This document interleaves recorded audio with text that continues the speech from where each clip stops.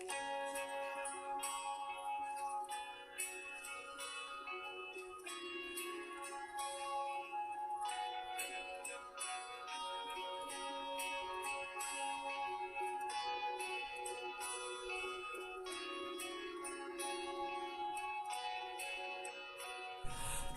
have no greater joy than to know that my children are walking with the Lord.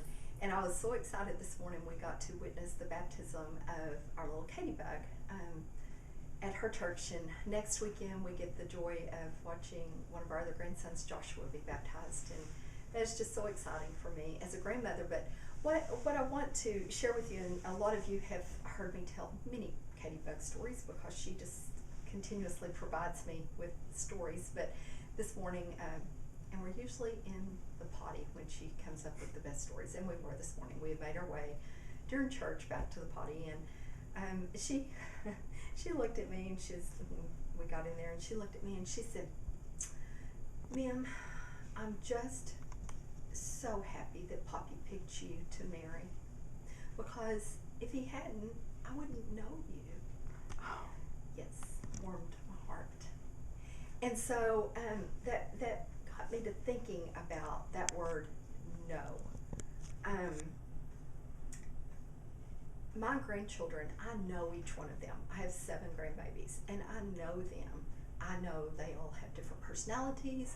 I know what they like. I know what they don't like. I know what makes them upset. I know what makes them joyful. I know what makes them sad. I know them.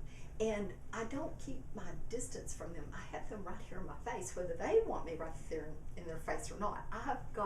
I'm in their face as much as I possibly can be, just loving on them and enjoying their presence. And in the Old Testament, the word no, there's 2 different meanings, and this comes from, and I would like to say I know for sure. I would have to go back and look because it's off the top of my head. It's Greek or Hebrew. But anyway, the meaning for no in the Old Testament is having knowledge about God. Having knowledge about God. An acquaintance. Being an acquaintance with Him. In the New Testament, the word no completely changes the root meaning. In the New Testament, the word no means to stare at, to experience, to gaze with wide eyes as though gazing at something remarkable. You know, when Jesus went to the cross, the veil was torn. That veil was torn. And we have access to Him, to where He can gaze in our eyes, whether we want Him to or not. He can gaze into our eyes, and we can gaze back into His, and we can really experience Him and get to know Him. And that's what He wants. He wants us to live life abundantly with Him. And here at Godly Girlfriends, we are a Mary Magdalene type ministry. In Luke 8:1-3, it talks about Mary Magdalene and her girlfriends and how they followed Jesus in His ministry. And Jesus healed these women of many diseases and demons. And you know, we think about that and we think, okay, that's old time stuff. Well, no, it's not. Women are women, and we don't know what all He cured them of, but it could have been something as much as depression and darkness. It could be bitterness. It could be alcoholism. It could be adultery. It could be all kinds of things. But Jesus cared about the women, and He allowed them to travel in His ministry. And so with Godly Girlfriends, that's what these women. I can't tell you, we have dozens and dozens of women that have been traveling along with this ministry and serving Him with a passion out of their hearts.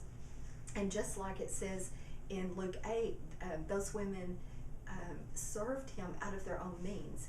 I've never seen women so passionate for Jesus that they're raising money and they're following this ministry. Wherever God's leading us, they're raising money so that they can go and serve Him. And it's just been so exciting.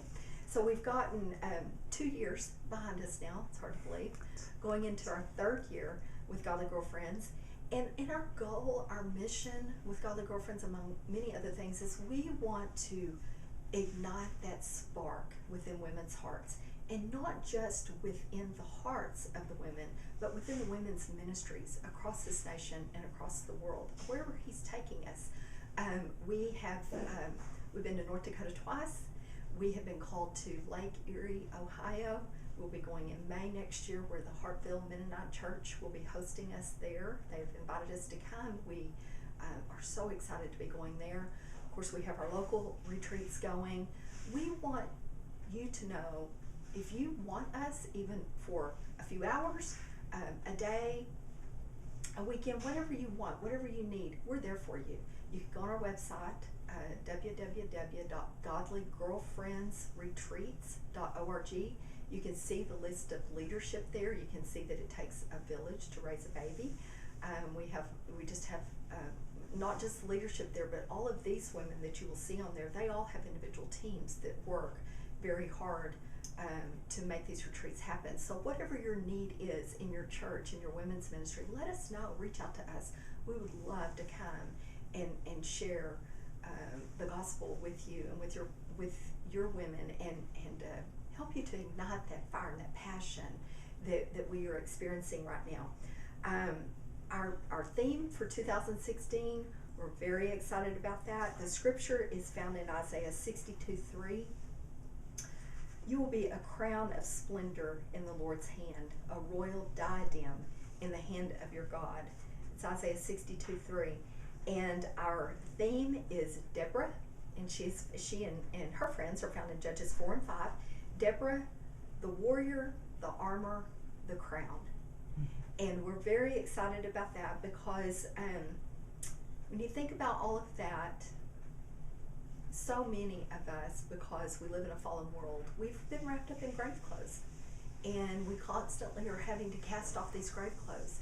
And so what God's wanting us to know is, cast off the grave clothes, pick up the armor, and receive the crown. And then the whole point of receiving the crowns is so that we can cast them back at Jesus' feet. That's the whole point. That's what we're striving to do in this world, is to gather the crowns to cast back at his feet. And our theme song for 2016 is the old beautiful hymn, All Hail the Power of Jesus' Name. Please join us. We're very, very, very excited.